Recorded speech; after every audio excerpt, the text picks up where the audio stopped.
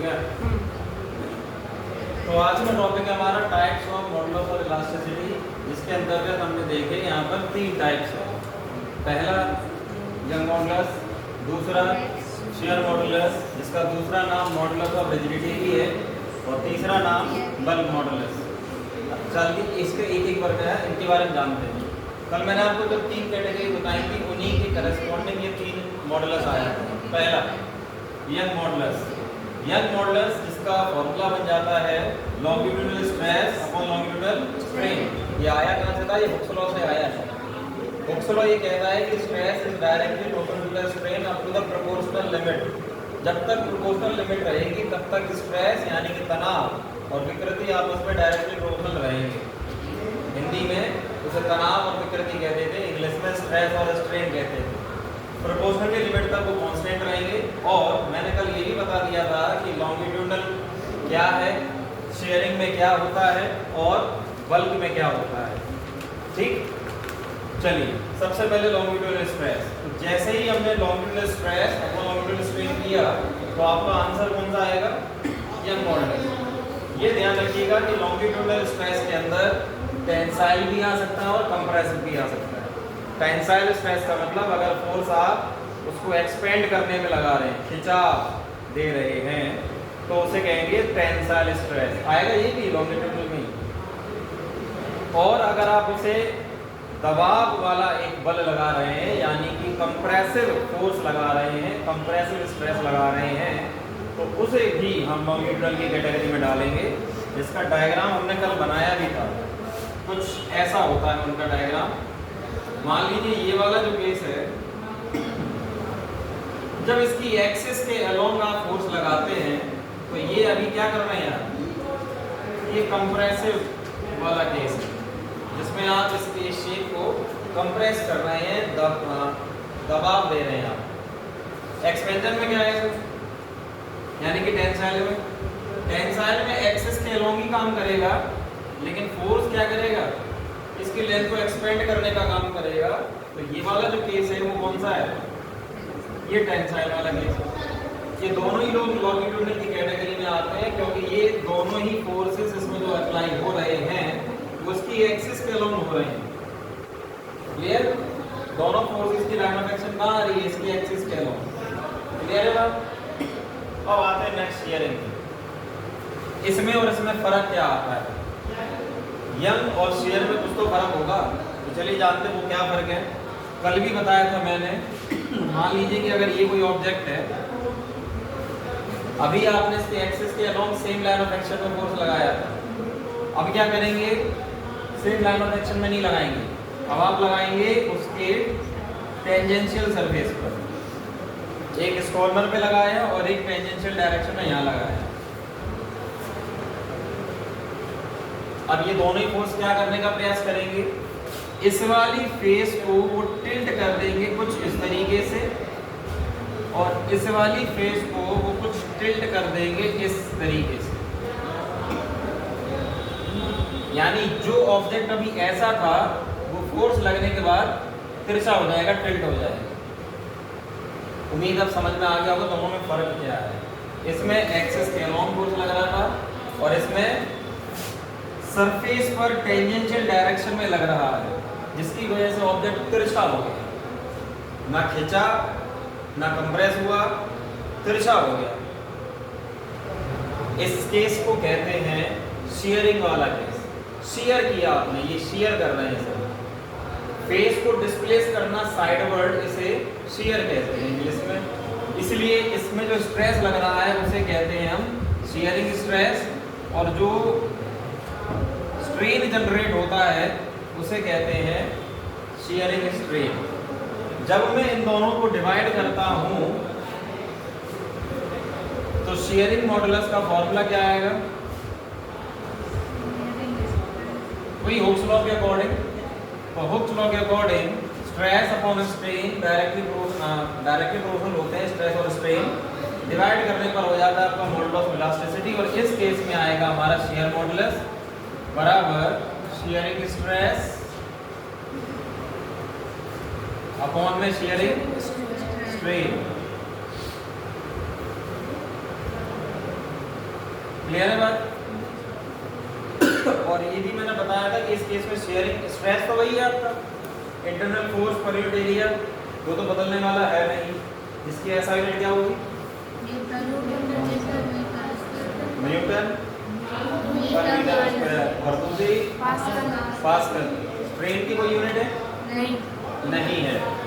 इस केस में अच्छा स्ट्रेन होता क्या है? Change in dimension upon original dimension. जितनी डायमेंशन में बदलाव आया अपॉन में जो पहले था वो। फॉर एग्जांपल इस केस में तो वो डेल्टा एल अपॉन एल आया था इस केस में, और इस केस में क्या होता है? वो टेन थीटा के बराबर आता है। ये जितने एंगल से ये फेस साइडवर्ड डिस्प्लेस हो गया, टिल्ट हो गया, इसका अगर मैं टेन थीटा निकालूं तो मेरा शेयरिंग स्ट्रेन आ जाता है। और टेन थीटा का फॉर्मूला क्या होता है?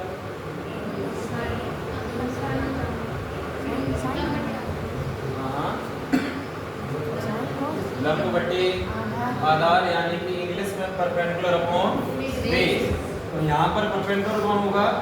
ये वाली डिस्टेंस जिसे डेल्टा एक्स का है, और बेस क्या हो जाएगा? ये। क्लियर? तो ये डेल्टा एक्स अपॉन एल जब आप करते हैं तो आपका टेन थीटा आ जाता है, और यही इस समय इसका शेयरिंग स्ट्रेन है। शेयरिंग स्ट्रेन क्या है? टेन थीटा के बराबर, और टेन थीटा क्या आएगा यहाँ पर? डेल्टा एक्स अपॉन एल, जिसकी कोई डायमेंशन नहीं होगी क्योंकि ये खुद एक रेशियो है, और रेशियो की कोई डायमेंशन नहीं होती। और इसके केस में क्या आया था? Longitudinal strain delta L upon L. देखिए सिंबल बदल रहा है लेकिन एक चीज नहीं बदल रही है। क्या? Change in dimension upon original dimension. Change in dimension upon original dimension, वो नहीं बदल रहा। इसलिए आपको मैंने पहले ही वो वाला ओरिजिनल फॉर्मूला बता दिया, वो सब में एप्लीकेबल होगा। क्या? स्ट्रेन बराबर change in dimension upon original dimension.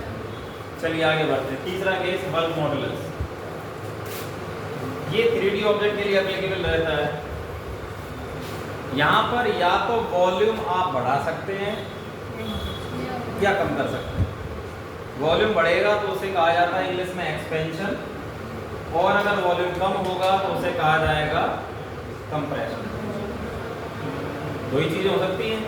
आप किसी भी ऑब्जेक्ट का या तो वॉल्यूम बढ़ा सकते हैं या वॉल्यूम कम कर सकते हैं। वॉल्यूम मतलब आयतन, वॉल्यूम मतलब आयतन। तो अगर आप फोर्स लगाएंगे तो आप उसको बढ़ा भी सकते हैं वॉल्यूम को, और कम भी कर सकते हैं। एक छोटा सा एग्जांपल लेते हैं, हालांकि ये फ्लूइड के बारे में ही है, सॉलिड के बारे में नहीं है। मैंने एक बलून का एग्जांपल लिया था, बलून का एग्जांपल लिया था आपको समझाने के लिए। बलून में जब आप गुब्बारे में हवा भरते हैं तो उसका वॉल्यूम एक्सपेंड होता है, बढ़ता है। क्लियर? आपने फोर्स लगाया, उसका वॉल्यूम बढ़ गया। तो बात अलग है कि आपने एयर भरी उसके बाद बढ़ा, लेकिन इंक्रीज हो गया वॉल्यूम। वॉल्यूम बदला ना, चेंज इन वॉल्यूम, कुछ बदला ना। अच्छा, अपॉन में ओरिजिनल वॉल्यूम कर देंगे तो क्या निकल के आ जाएगा? Volumetric strain. नाम से पता चल रहा है वॉल्यूमेट्रिक स्ट्रेन का मतलब क्या होगा? चेंज इन वॉल्यूम की कहानी होगी। तो चेंज इन वॉल्यूम आएगा न्यूमरेटर में, और अपॉन में क्या आएगा? Original volume. ठीक। अब चेंज इन वॉल्यूम में आपका इंक्रीज भी हो सकता है और डिक्रीज भी।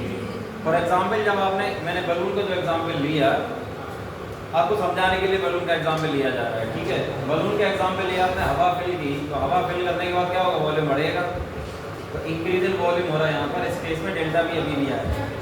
मान लेते हैं कि पहले वॉल्यूम था 100 मीटर क्यूब, मैंने मान लिया, और हवा भरने के बाद उसका हो गया 120 मीटर क्यूब वॉल्यूम बता रहा हूँ। तो डेल्टा भी कितना है? 20। 100 था 120 हो गया। डेल्टा भी कितना आया?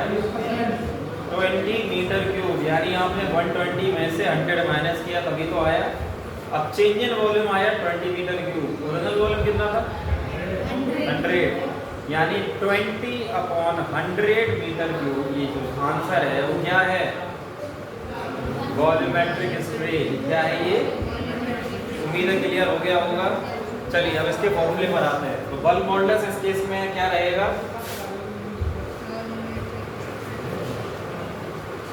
तो बल्क मॉडुलस का फॉर्मूला रहेगा यहाँ पर वॉल्यूमेट्रिक स्ट्रेस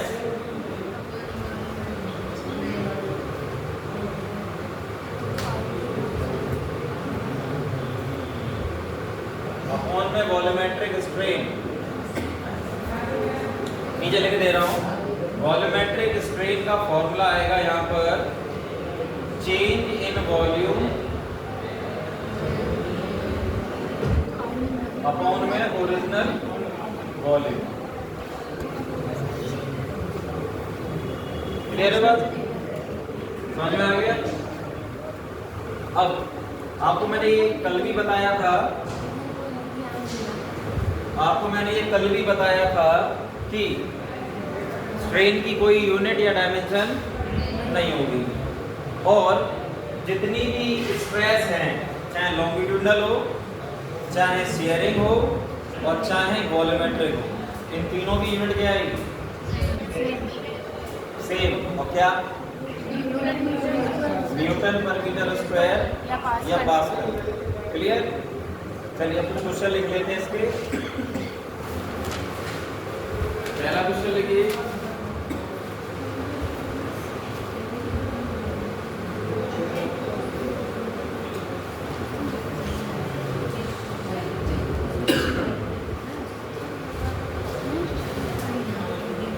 according to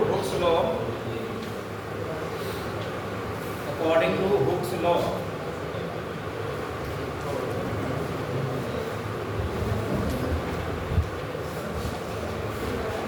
तो हाँ लगाओ, if stress is increased,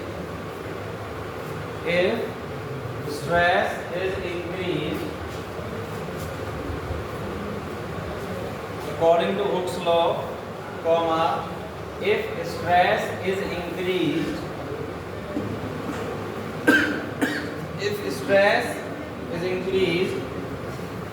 comma लगाओ, the ratio of stress to strain,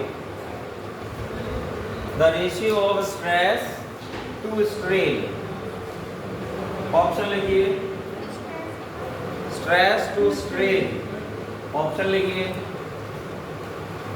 increases, next decreases, next constant,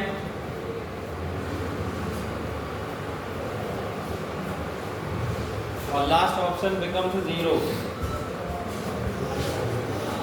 option repeat कर रहा हूँ, इंक्रीज, डिक्रीज, रिमेन्स कांस्टेंट और लास्ट ऑप्शन बिकम्स जीरो। बताइए इसका आंसर क्या है?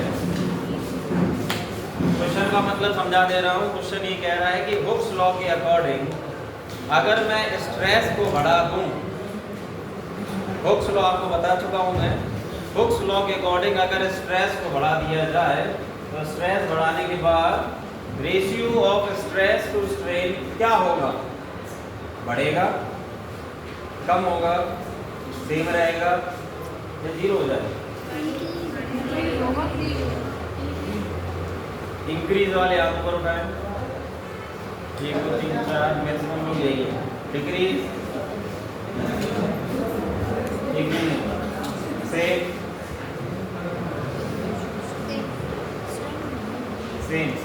कांस्टेंट वाले, कोई भी नहीं, जीरो का एक ऑप्शन सही है, जीरो का भी ऑप्शन रहना चाहिए। अच्छा हुआ नन ऑफ दीज नहीं था, नन ऑफ दीज में पता चले तो वो बहुत बढ़िया ऑप्शन है। सारे ऑप्शन पसंद ना है तो नन ऑफ दीज लगा दो, पसंद की बात है। बाकी निगेटिव मार्किंग में नंबर चले जा, अलग बात है। नालायकों पहले क्वेश्चन ढंग से सुन लिया करो, मैं फिर से बोल रहा हूँ। हुक्स लॉ के अकॉर्डिंग अगर स्ट्रेस बढ़ जाए, हुक्स लॉ तो पता है ना, हुक्स लॉ के अकॉर्डिंग स्ट्रेस बढ़ जाए तो उन्होंने बोला ratio of stress and strain क्या होगा? रेशियो क्या होगा? अब तो सही बता। उसने ये नहीं पूछा कि स्ट्रेस बढ़ाएं तो स्ट्रेन क्या होगा, ये पूछा उसने पूछा स्ट्रेस और स्ट्रेन का रेशियो क्या होगा।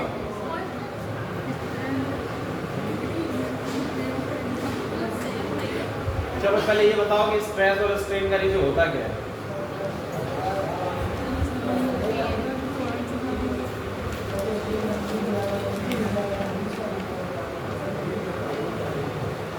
हुक्स लॉ के अकॉर्डिंग अभी ये सब तीनों बातें बताई हमने, जल्दी बता दिया आंसर। सेम रहेगा, कांस्टेंट। कितना टाइम लगेगा बताने? ये तो आसान क्वेश्चन था भाई। अगर इस क्वेश्चन में ये हो जाता कि हुक्स लॉ के अकॉर्डिंग अगर स्ट्रेस बढ़ाएं तो what will happen to the strain, तब तुम्हारा आंसर सही था। स्ट्रेस बढ़ाओगे स्ट्रेन भी बढ़ जाएगा, तो आपका आंसर सही था ना।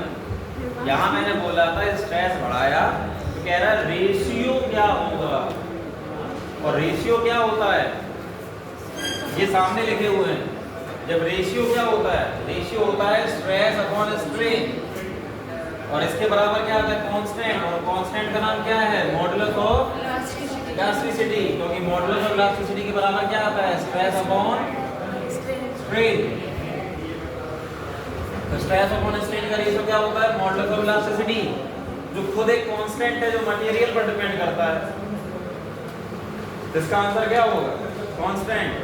स्ट्रेस बढ़ाओ ना बढ़ाओ, modulus of elasticity remains constant. यहाँ पे क्लियर है।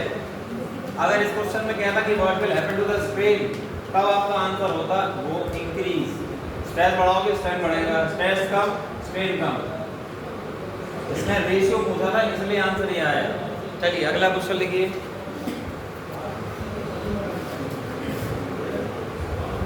Breaking stress of wire depends upon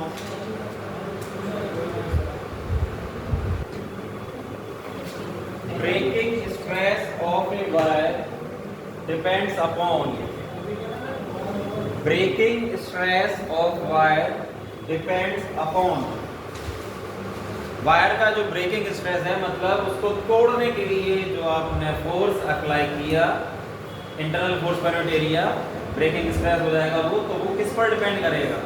option depends upon, उसके बाद ऑप्शन लिखें। पहला ऑप्शन है shape of cross section,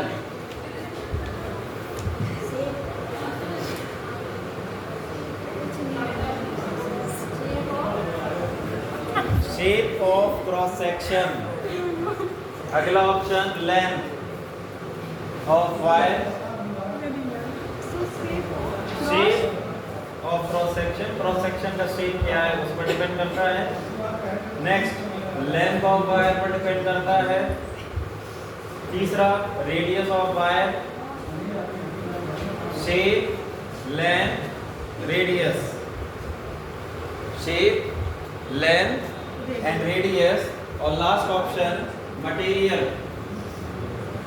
material of wire, material of wire.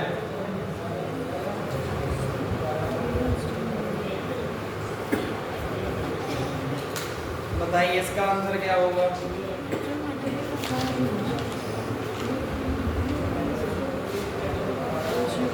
Breaking stress है तोड़ने के लिए वो किस पर डिपेंड करेगा, मटेरियल पे, लेंथ पे, रेडियस पे, किस पर डिपेंड करेगा मटेरियल पे। करेक्ट आंसर टिक लगा लीजिए, उसका करेक्ट आंसर है मटेरियल। पहले ही बता चुके हैं ये आपका जो मॉडुलस ऑफ इलास्टिसिटी है ये मटेरियल पर भी डिपेंड करता है, बता चुके हैं हम। ठीक है, मटेरियल्स के अकॉर्डिंग इसकी वैल्यू अलग अलग होती है और आपके बुक में इसकी टेबल भी बनी हुई है, अलग अलग मटेरियल की अलग अलग वैल्यू दी गई है।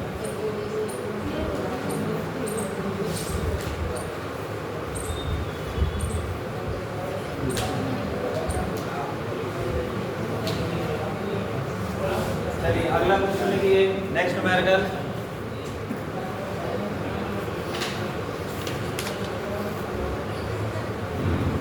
two wires are made of same material।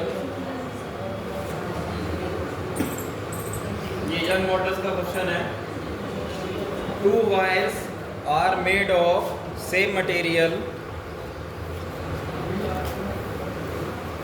To wires are made of same material, two wires are made of same material and same volume and same volume. Two wires are of same material and same volume. Full stop. First wire has cross sectional area A.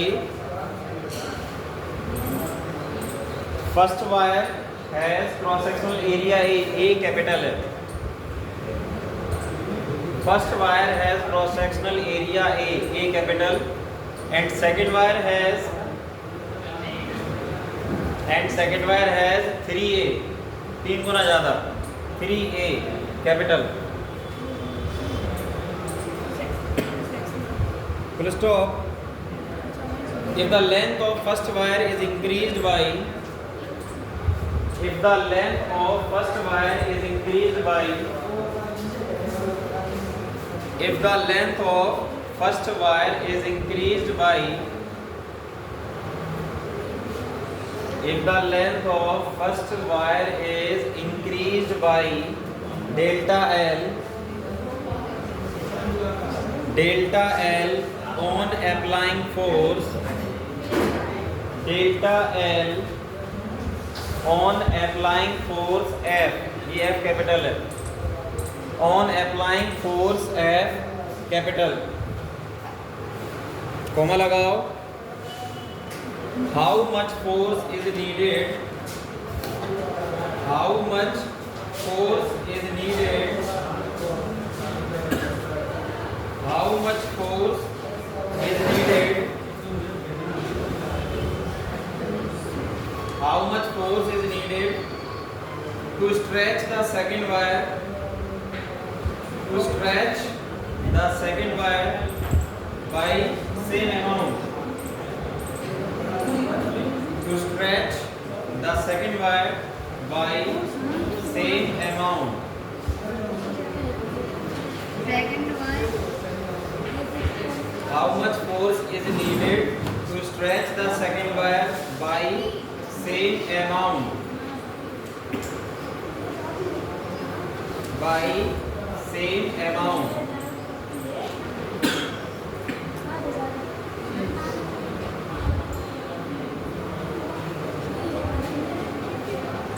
Option लिखें.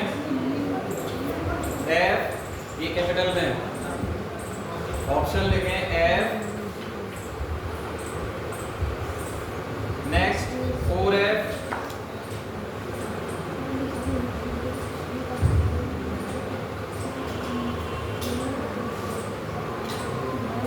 6F,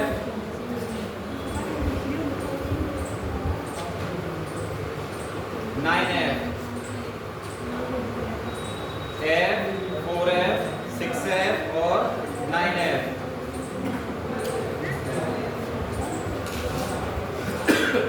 ये NEET में आ चुका है. चलिए इस question का मतलब समझिए. इन्होंने कहा कि दो वायर हैं जिनका मटेरियल सेम है और वॉल्यूम भी सेम है. अब ध्यान रखना इसमें क्या हुआ, वॉल्यूम सेम है. ध्यान रखिएगा, इसका मतलब अभी बताएंगे. दो वायर हैं, मटेरियल दोनों का सेम है. तो आपको बता दिया मैंने, मटेरियल पर डिपेंड कौन करता है. मॉडुलस ऑफ इलास्टिसिटी अभी बताया भी था.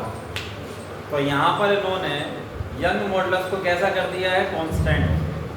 जैसे इन्होंने बोला कि वायर सेम है, इसका मतलब यंग मॉडुलस सेम हो गया.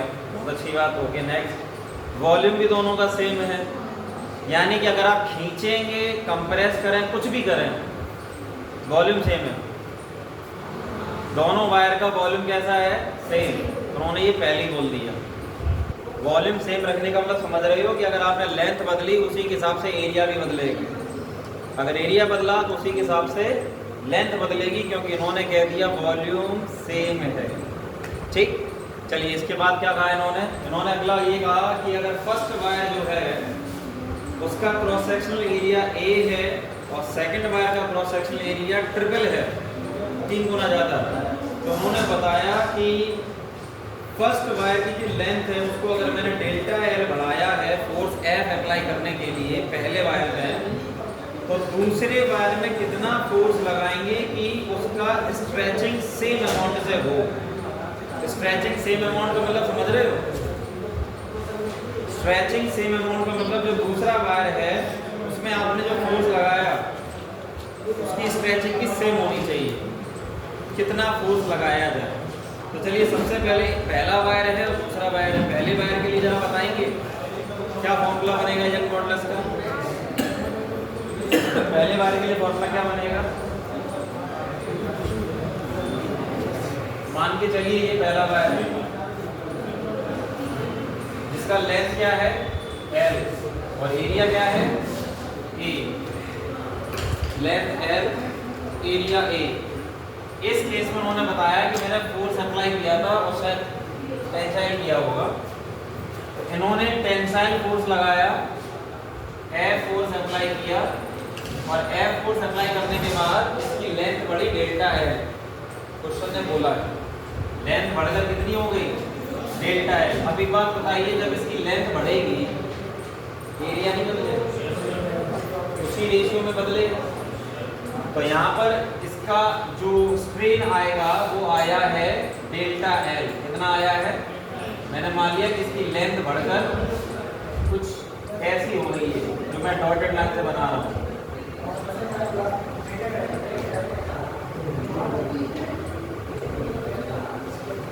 लेंथ बढ़कर एक्सटेंड हो गई डेल्टा L। अब आप एक बात बताएं, जब लेंथ बढ़ाएंगे एरिया में चेंज नहीं आएगा? वॉल्यूम तो सेम रखा है ना लोगों ने, दोनों वायर का वॉल्यूम सेम रखा है। इसका मतलब आप लेंथ चेंज करेंगे, बढ़ा रहे हैं तो एरिया बढ़ेगा कि कम हो जाएगा? Area of cross section, length खींचा, एरिया ऑफ क्रॉस सेक्शन कैसा हो जाएगा? कम हो जाएगा। कैसा हो जाएगा? दिख रहा है सामने डायग्राम में दिख रहा है ना, रेडियस कम हो गई, खींच दिया आपने रेडियस कम हो गई। तो जितने रेशियो से लेंथ बढ़ रही है उतने ही रेशियो से आपका एरिया कम होगा क्योंकि वॉल्यूम सेम है। चलिए जरा फॉर्मूला बताएंगे यंग मॉडुलस से। यहाँ क्या है? यंग मॉडुलस का फॉर्मूला रहता है लॉन्गिट्यूडिनल स्ट्रेस, अभी कराया था, और लॉन्गिट्यूडिनल स्ट्रेन। स्ट्रेस का फॉर्मूला रहता है F अपॉन एरिया, फोर्स पर यूनिट एरिया, इंटरनल फोर्स पर यूनिट एरिया। स्ट्रेन का क्या रहेगा? Delta L upon L। ये फर्स्ट वायर के लिए किया मैंने, पहले वायर के लिए। क्लियर? इस फॉर्मूले में किसी को कोई दिक्कत हो तो बताएं। चलिए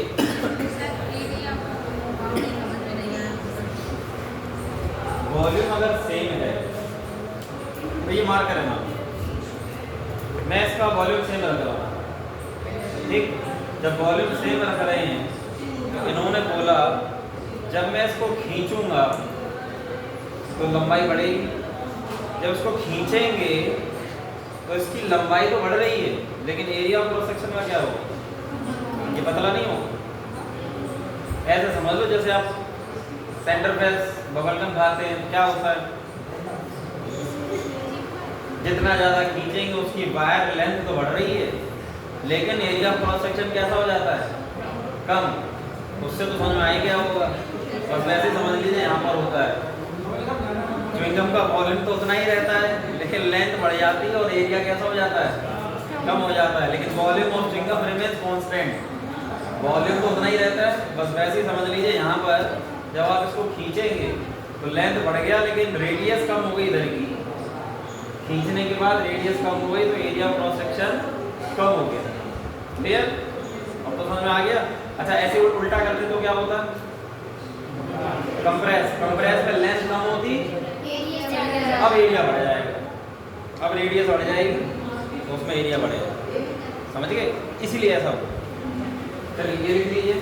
अच्छा ये और बता दीजिए इसको, क्रॉस मल्टीप्लाई होने के बाद क्या लगेगा, ये अपॉन में एरिया पहुंचेगा और ये लेंथ आएगा ऊपर, यानी y बराबर आएगा एल अपॉन में एरिया डेल्टा एल, यही आएगा, यही आएगा, ये लिख लीजिए जरा।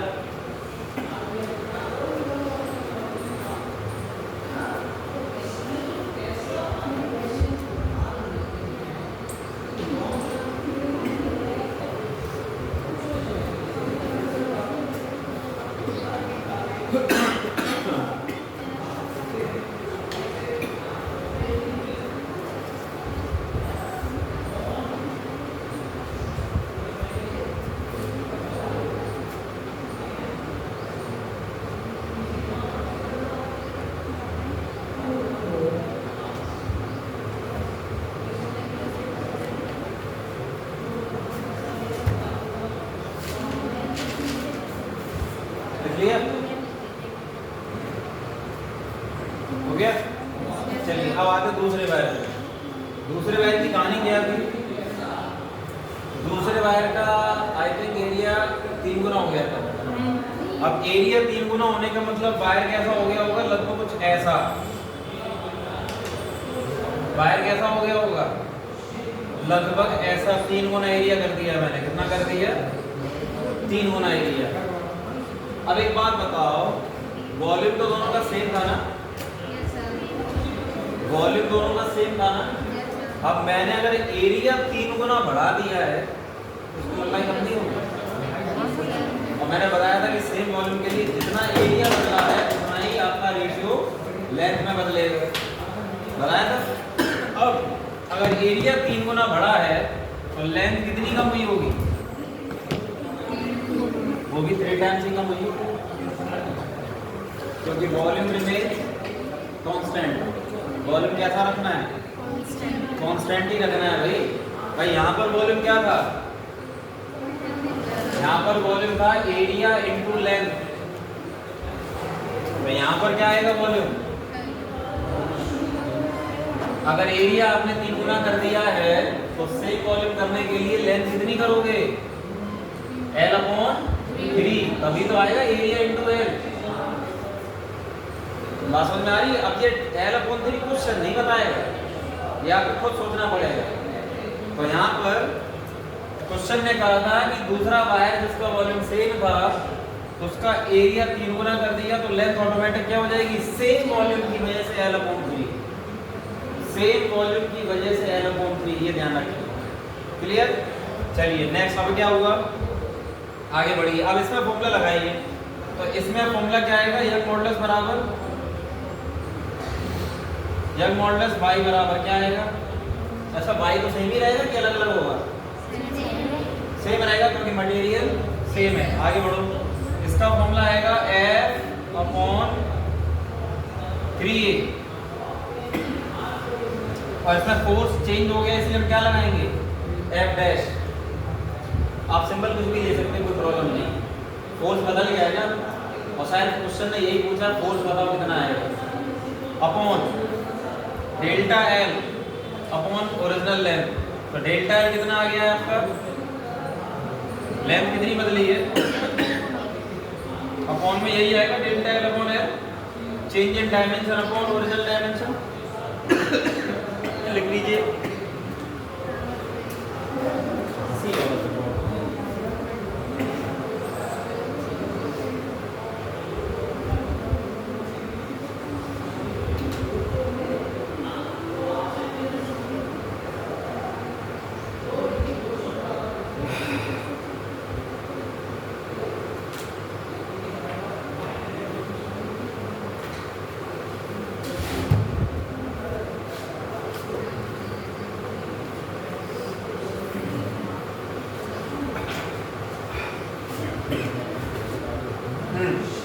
चलिए तो फॉर्मूला आ गया F dash upon area.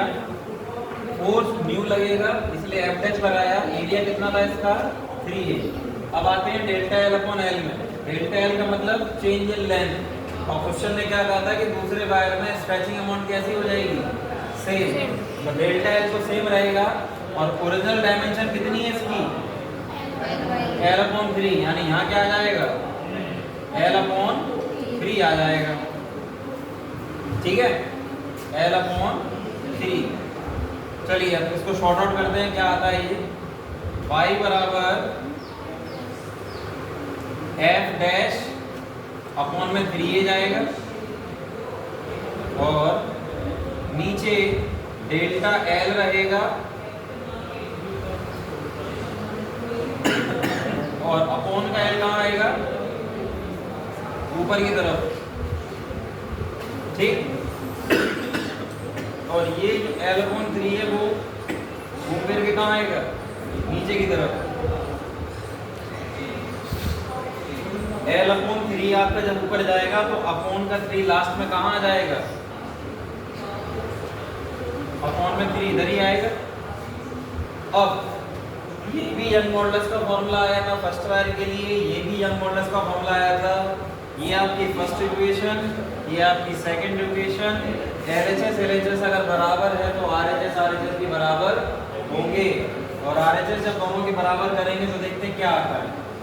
F dash L upon ये 3 3 या 9 कर ले रहा हूँ मैं, 9 एरिया डेल्टा L इधर इक्वल टू, इधर क्या है, F L upon area delta L। अब देखिए जरा कट क्या क्या रहा है, लेंथ कट गया, डेल्टा L गया, एरिया भी गया, तो बचा क्या, F डैश N, ये 9 और L अपॉन का 9 उधर जाएगा तो 9F। तो हमारा जो फोर्स है वो कितना अप्लाई होना चाहिए, 9 टाइम्स, 9 गुना ज्यादा फोर्स अप्लाई होना चाहिए, तब ये कंडीशन सेटिस्फाई होगी। यानी इस क्वेश्चन का सही आंसर क्या है, 9F। लिख लीजिए।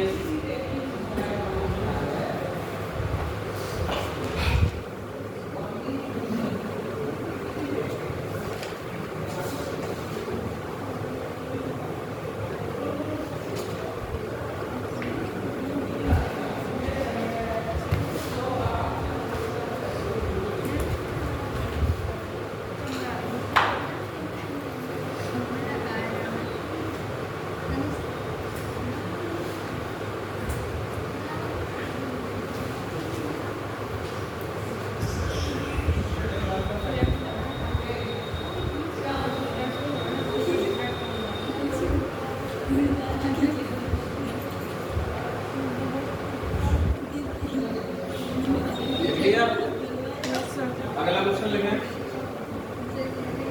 ये भी नीट में आ चुका है 2020 में। क्वेश्चन लिखो, a wire of length L, a wire of length L, ये कैपिटल L है, a wire of length L and area of cross section A, ये भी कैपिटल है। A wire of length L and area of cross section A, capital है। Wire of length L, area of cross section capital A, is hanging from a fixed support. Is hanging from a fixed support. Is hanging from a fixed support. Fixed support. Full stop. Length of wire changes to L1. Length of wire changes to L1, ये capital में। Length of wire changes to L1 when mass M is suspended from it, ये भी capital है। When mass M is suspended from its free end, END वाला।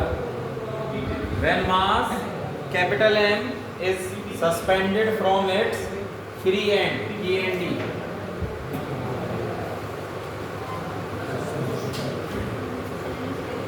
Full stop. Expression for young modulus is, expression for young modulus is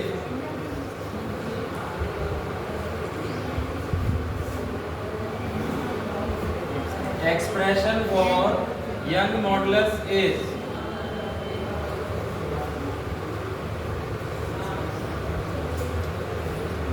option लिखिए। पहला option mgl/al1। इसमें ध्यान रखिएगा सिर्फ जी स्मॉल लेटर में, जी स्मॉल लेटर में, बाकी सारे कैपिटल लेटर हैं। mgl/al1,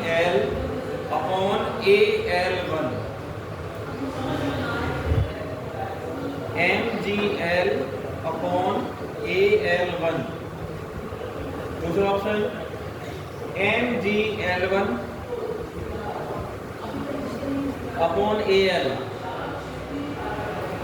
mgl1/al, सिर्फ जी स्मॉल लेटर, बाकी सब कैपिटल। अगला option mgl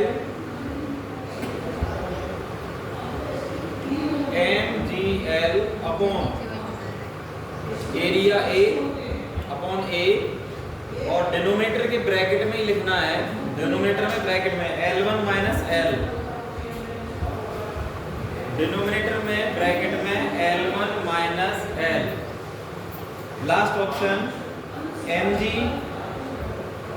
L1 minus L, ये ब्रैकेट में, ये न्यूमरेटर में है, mg ब्रैकेट में L1 माइनस L अपॉन में AL,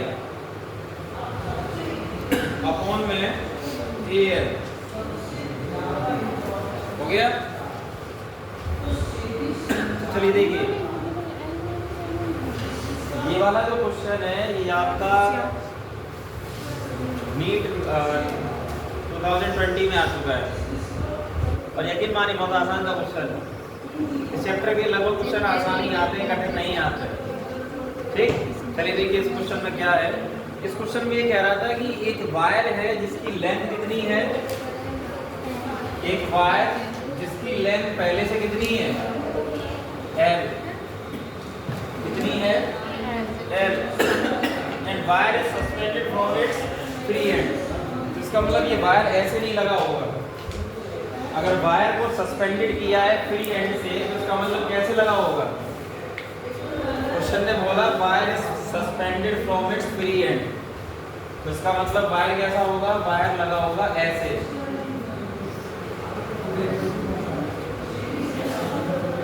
ठीक, ये मान लो ऊपर से फिक्स होगा,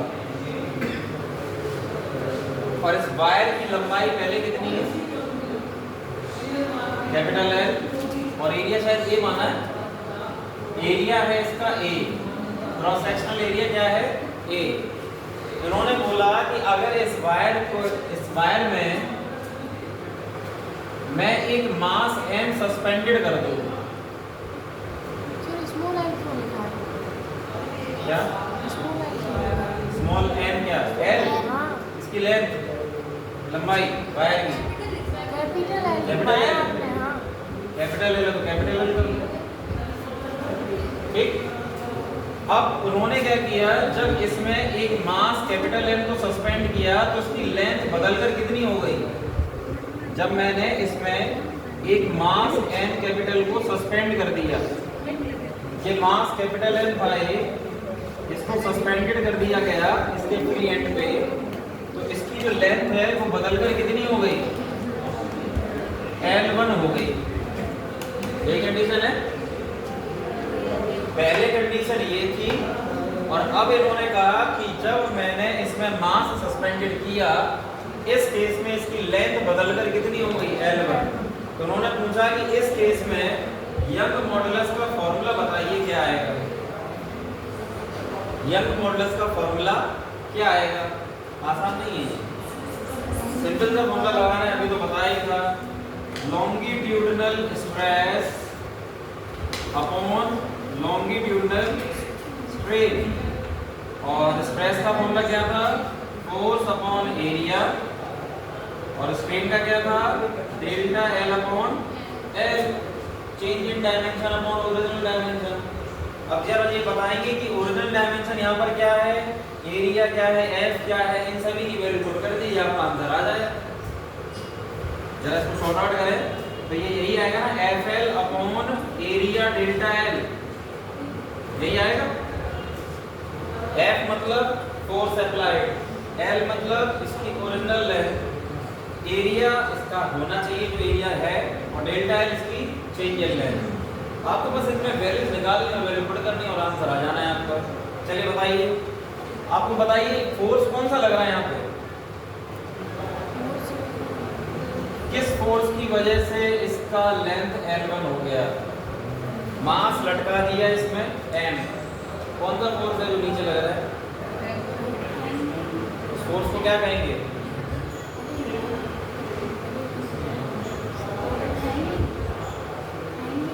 हाँ हैंगिंग तो कर रहा है ये मास m। इस डाउनवर्ड फोर्स को कहते क्या है जो एक्टिंग डाउनवर्ड,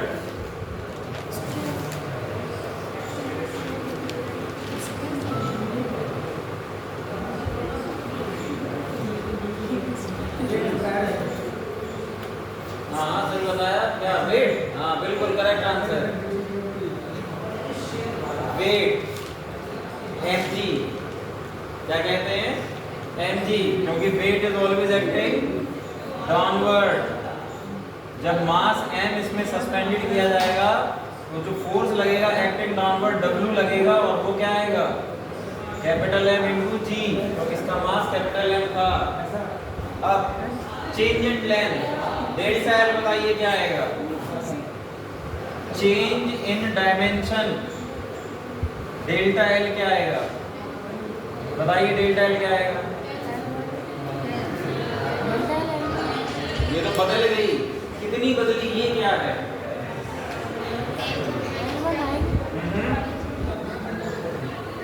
डेल्टा एल क्या था, चेंज इन लेंथ। तो बताइए पहले एल थी, अब इतनी होगी तो चेंज कितनी होगी, L1 माइनस एल, यानी कि L1 माइनस एल, एल मतलब capital, L1 minus L, clear. अब कुछ नहीं करना है, बस आपको इन दोनों लोगों की वैल्यू पुट करनी है। फोर्स की जगह mg रखना है, डेल्टा एल की जगह ये रखना है, और चेक कर लीजिए ऑप्शन से मैच कौन हो रहा है। फाइनल एक्सप्रेशन आपका आएगा F की जगह आ जाएगा mg, ओरिजिनल लेंथ की जगह आएगा कैपिटल L, एरिया की जगह A, और डेल्टा L आ गया था हमारा ये ब्रैकेट में L1 माइनस L, ये आ गया हमारा फाइनल एक्सप्रेशन। ऑप्शन चेक कर लीजिए, जो ये मैच करेगा वही करेक्ट आंसर है। चेक करो ये ऑप्शन है, वही आपका करेक्ट आंसर है।